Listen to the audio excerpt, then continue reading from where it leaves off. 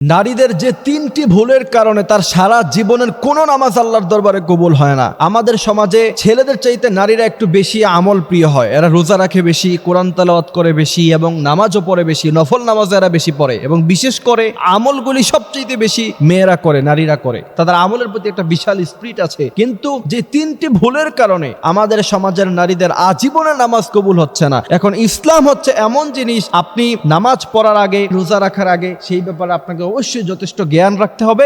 তারপরে দেন আপনি নামাজ পড়লে সেই নামাজ আল্লাহ সুবহানাহু ওয়া তাআলা কবুল করবে। এই জন্য রাসূল করিম সাল্লাল্লাহু আলাইহি সাল্লাম বলেছেন, তালাবুল ইলমি ফারিয়্যিদা আলা কুল্লি মুসলিম। প্রত্যেক মুসলিম নর এবং নারীর উপর অতটুকু দিনে ইলম শিক্ষা করা ফরজ, যতটুকু শিক্ষা করতে পারলে নামাজ, রোজা, হজ, যাকাত ইত্যাদি সঠিকভাবে আদায় করতে পারবে। এখন আসেন, নারীদের যে সাধারণ তিনটি ভুলের কারণে তাদের নামাজ কবুল হয় না, এবং আপনি আশ্চর্য হবেন এই ভুলগুলি এত কমন ভুল, মানে খেয়ালই করে না মানুষ, এবং ভুল যে ভুল এটাও সে বোঝে না, এবং এর কারণে সবচেয়ে বড় সমস্যা হয়। এখন আপনি যদি বুঝেন যে আপনি এটা ভুল করছেন, তাহলে আপনার চোখে যখন ভুল ধরা পড়বে, আপনি সেই ভুল থেকে আপনি শুধরিয়ে আপনি আবার সঠিকভাবে নামাজটা আদায় করবেন। কিন্তু আপনি তো জানেনই না এটা ভুল। প্রথম নাম্বার যে ভুলের কারণে আমাদের নারীদের আজীবনের নামাজ কবুল হয় না, সেটা হচ্ছে নামাজ পড়ছে কিন্তু তার চুল কপালের দিক দিয়ে বের হয়ে আছে, সামনের দিক দিয়ে তার চুল দেখা যাচ্ছে। নারীদের নামাজের মাসালা হলো সে এমন একটি হিজাব পরবে যে হিজাব দ্বারা তার সমস্ত চুল এবং তার কান, সব কিছু হিজাব দ্বারা সে ঢেকে ফেলতে হবে। এরপর শুধুমাত্র তার চেহারা দেখা যাবে, এতটুকু চেহারা দেখা যাবে যেখানে তার চুলের ছায়া পর্যন্ত না দেখা যায়।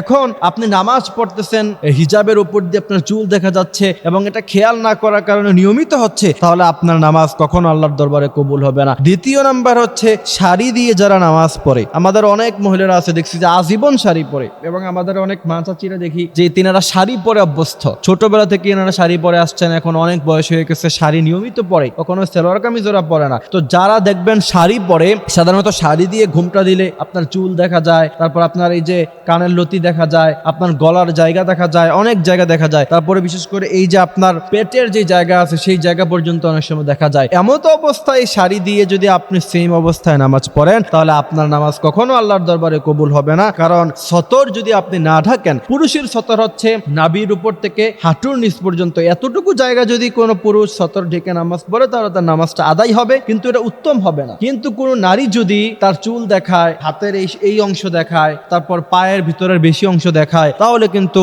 একজন নারীর নামাজ কখনো কবুল হবে না। কারণ তার সতরটা ওইটুকু পর্যন্ত না, কারণ তার সতর পুরোটা তখন ঢাকা হবে না, সেই কারণে তার নামাজ হবে না। তৃতীয় নাম্বার হচ্ছে, ওই নারীর নামাজ কখনো কবুল হয় না যেই নারী সব সময় তার স্বামীর অবাধ্যতা করে, স্বামীর সাথে সবসময় খারাপ সম্পর্ক রাখে, চুগলখুরি করে। এই সমস্ত এই জাতীয় বাজে অভ্যাস যাদের মধ্যে আছে, তাদের নামাজ আল্লাহ পাক কবুল করে না। এবং যেই সমস্ত নারী হায়েজ নেফাস থেকে ভালোভাবে পবিত্রতা অর্জন করে না, তাদের নামাজ আল্লাহর দরবারে কবুল হয় না। ফরজ গোসল জানে না, নেফাস হইলে কি করতে হয়, হায়েজ হইলে কিভাবে গোসল করতে হয়, সেই সব বিষয়গুলি যদি কোনো নারী না জানে, তাহলে তার নামাজ কখনো আল্লাহর দরবারে কবুল হবে না। আল্লাহ সুবহানাহু ওয়া তাআলা আমাদের নারীদেরকে এই কথাগুলি বোঝার, মানার তৌফিক দান করুক।